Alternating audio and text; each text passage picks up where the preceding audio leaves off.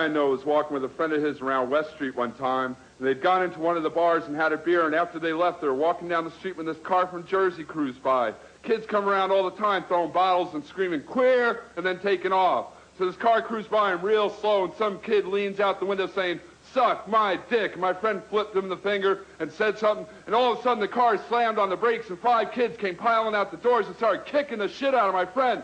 For the next 10 minutes, about 100 guys came from out of the bars and from around the corner and surrounded these 5 kids, beating the shit out of my friend. His friend took off right away, and later my friend found out he'd just run home, didn't bother calling the cops or nothing.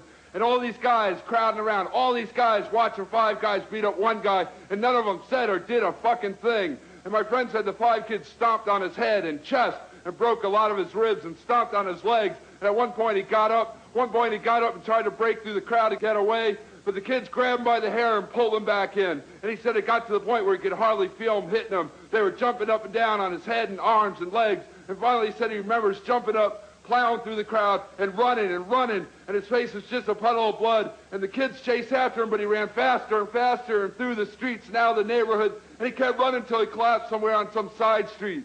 And later, he woke up in a hospital, found out he'd been unconscious for about 6 days. And the doctors told him that he was found by a bunch of cops, unconscious on West Street, surrounded by a bunch of guys who didn't do nothing. And apparently he had hallucinated the whole thing of getting up and running away. And he had never gotten up. He'd never gotten up. And the kids from Jersey got away before the cops got there.